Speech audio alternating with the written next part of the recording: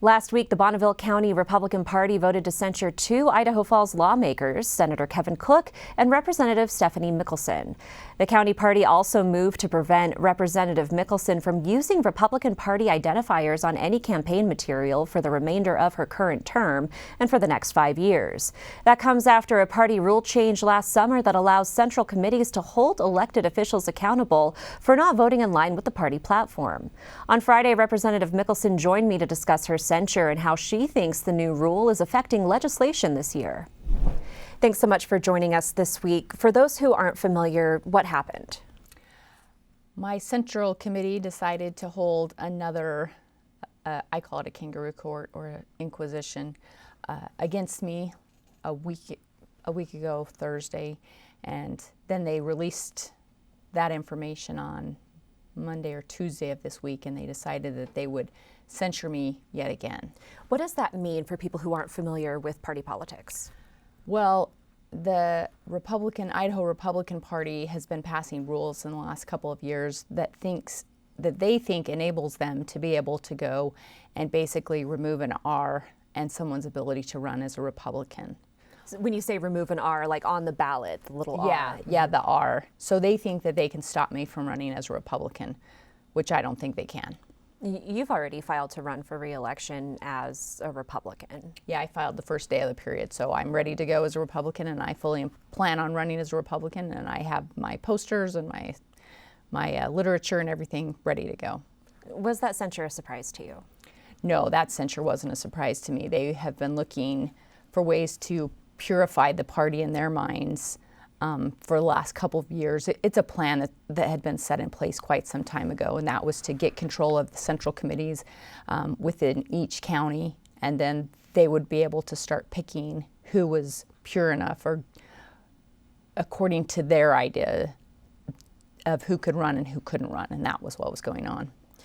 You know, this isn't specific to your central committee. It's a state GOP platform that county committees can do this. Do you think that this threat hanging over the heads of lawmakers is affecting voting this year? I really think that it's affecting voting, and not just this year, but I think last year as well, because you have this sense of, oh, if I don't vote the way I'm told to vote or exactly the way the party interprets the platform, then they're going to come after me. And some people just aren't willing to have that fight. I think that they get concerned that it's just one more thing, and they just don't want to be a target for them. And so when it comes to, and we all, I even got a text this morning, what landmine are we going to have today? What hot bill is going to be it's going to be our purity test for whether or not we're Republican enough. What bills do you think have been affected by this new platform? Oh, I know for sure that they were really upset over the educational school tax credit bill. That was one. They want to have several bills. They're kind of social bills that are out there that we've had this year. Yesterday's bill on traditional families was one of those purity contest situations. They've had a few gun bills go through that are purity situations, votes basically. So rather than having good governance and being statesmen, I think you see a lot of legislators that are Republicans that are afraid of voting for the needs of their communities simply for fear that they don't want to be the next target. So when you vote on these bills that are in front of you, do you take into account feedback from your constituents, or do you go with what you believe? I definitely have listened to my constituents, especially on certain types of bills. Depending upon if it's something that affects cities, I'll talk to the mayors. If it's something that affects counties, I'll talk to the county commissioners. And if it's a school situation or a school bill, I reach out to teachers, I reach out to administrators, to superintendents. But I have had a lot of feedback just from my local community that they will drop me a text or an email. And it's really good to hear what people in our district need. And sometimes when you see a law, you think, oh, that won't have a big effect. But then when you hear a constituent say, oh, this is why I need this, or this is why this is a problem, then you can make those kind of votes. The Republican Party has said it's a private organization. It has the right to do this. It has the right to vet its own candidates that end up on the primary ballot and eventually on the general election ballot. What would you say to that they do have the right to do this? I would say they probably don't have a right to do this. I think when they say they're a private party, I think that's very interesting because they're a private party that serves very public function. And therefore, I don't think that they have, that just a few people in leadership should be able to dictate to the rest of the electorate whether or not somebody's a Republican. And I think that's where the rub comes in, because in the past, when you've looked at Republican platforms or the Idaho Republican platform, the one thing I always thought Republicans stood for was, the lightest touch of government, fiscal responsibility. It didn't stand for never spending any money, never, having any laws or having an abundance of laws. And I think what you're seeing with this faction of the Republican Party is they say they believe in freedom, but yet I've never seen a group want to pass so many laws to control and dictate your freedoms. So if this has the blessing of the state party, though, and your fellow county Republicans are turning against you, why keep running as a Republican in the first place? Because I've been a Republican since I was my family always jokes since I was born, but I started working on Republican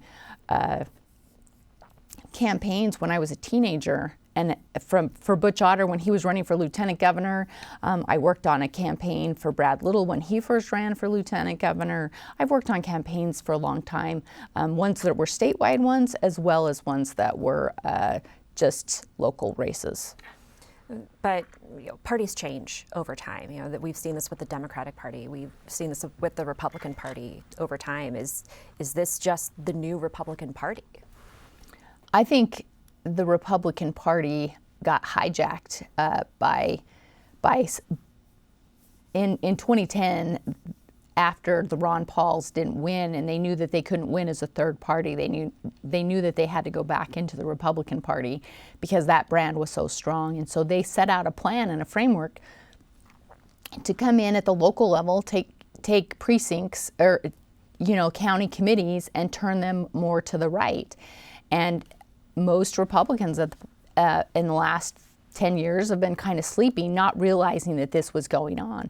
I will tell you, in the last couple of months, as they've seen these things going on, specifically to me, I've had people reach out all over the state and say, "Oh, I'm so glad to know the Republican Party is still there," because they said it left me.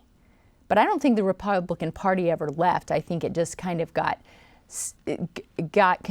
the vocal part of the party got in control, where the Republican Party is still there. I think we still believe in less government or controlled government, the lightest touch. I think we still believe in fiscal responsibility, but we don't believe in not spending any money. We have roads we need to take care of. We have schools that we need to fund. We have public safety that we need to have. I mean, does somebody want to not have the policeman out there when you have a wreck on the highway? I mean, things like that people don't understand, and people are re-engaging on this issue, and I think you're going to see that in the precinct committee races across the state. All right, Representative Stephanie Mickelsen, thanks so much for joining us. Thank you.